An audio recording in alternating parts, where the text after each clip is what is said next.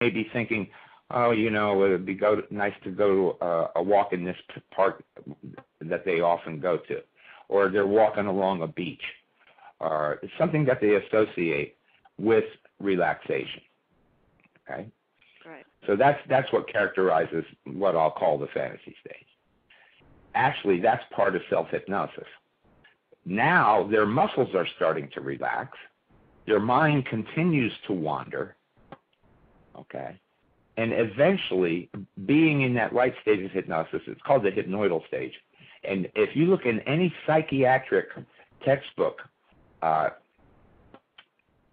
the heading of sleep, you will see the word hypnoidal. Okay? So the person literally has hypnotized themselves.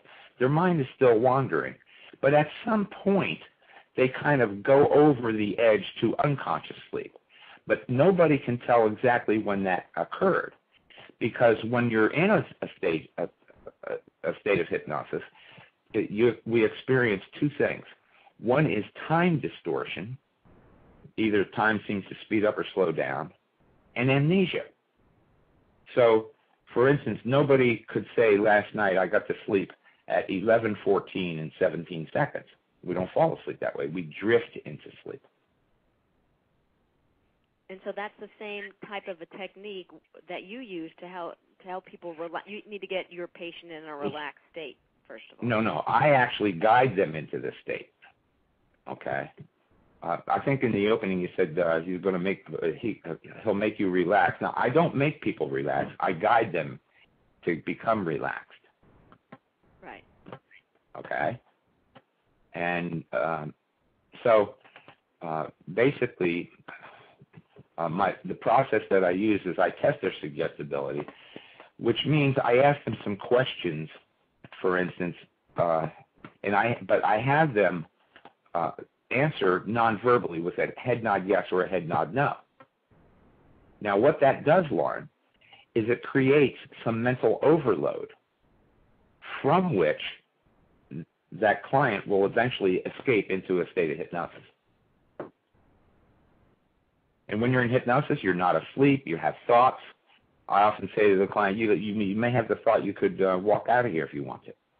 It's a very common thought. But but physically you couldn't, or could you? No.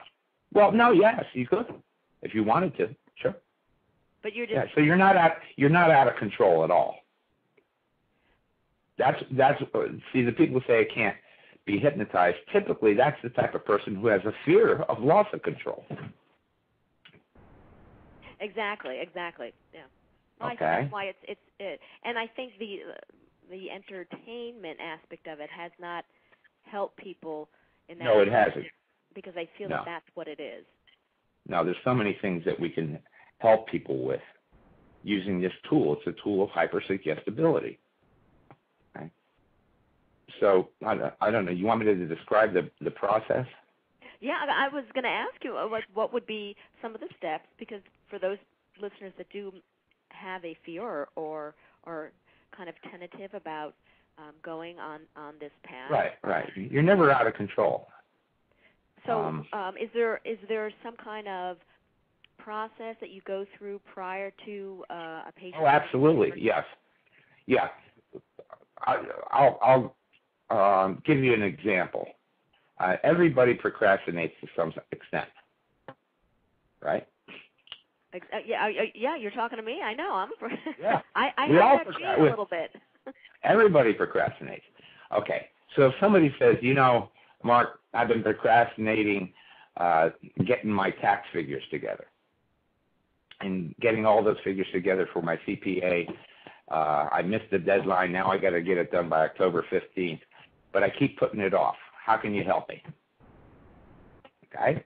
Mm-hmm. Okay, so here's how. What I'm going to do is I'm going to explain to them what's motivating their behavior from a subconscious level. What's causing them to put it off? Okay. What would be an example of why people? Okay. I'm going to tell you. It's actually human nature to procrastinate.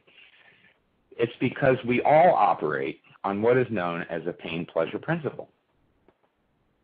right? Right. In other words, the way we operate without any conscious awareness is that we seek pleasurable, comfortable things in life, don't we? Exactly. And we avoid, that's the key word here, discomforting, drudgery, painful, or fearful things. That's normal too, to avoid it. All right?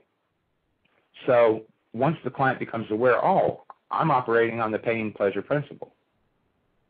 So that's what's causing me to avoid getting these taxes done. So basically, I'll explain to the client, well, now I'm going to state a behavioral definition of procrastination. Okay? And that would be, it's avoidance due to some perceived pain, fear, discomfort. Okay? With me so far? I'm with you. Okay. All right. So it's normal that you would avoid this because you think of this task as very, very difficult. You may be thinking of it as a mountain of work to do. And it'd be normal to avoid a mountain of work. All right. So then the second step is to create a strategy for change. Okay.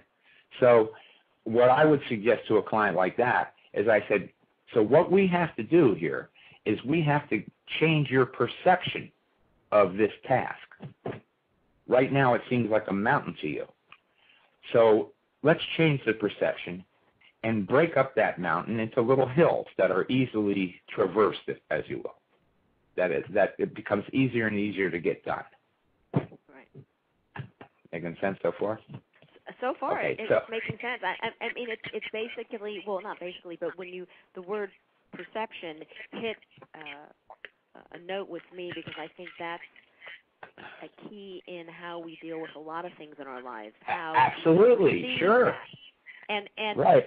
And what we're sold from outside of ourselves, from, I don't know, television. Right. Everything, it is that perception. The economy is in the toilet, so that's the perception we see. Yeah, and people can allow that perception to affect how they're functioning. For instance, that's very true. You know, I mean, I could say one of my jobs is to help people live a happier life. But that's true. It's not. It is true. It is very true, because I think it sounds so simple, and sometimes the simplest. Well, sometimes the simplest things are the most effective things. That's right, but I think maybe some people might feel, wow, perception.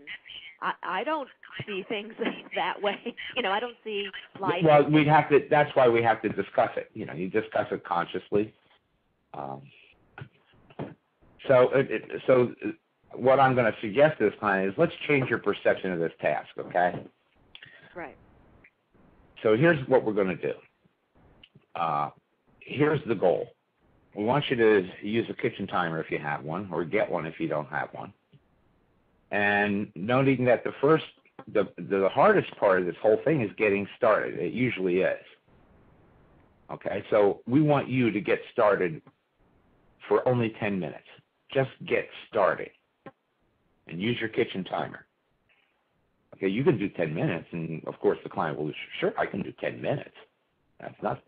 So use 10 minutes to get your 1099s together, your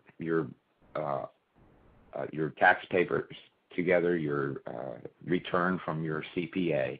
Just assemble the stuff for 10 minutes. And a client will usually agree, yeah, that's doable. And then after that, start chipping away at this task in 20-minute intervals. You can do that too, can't you? Sure. Yeah.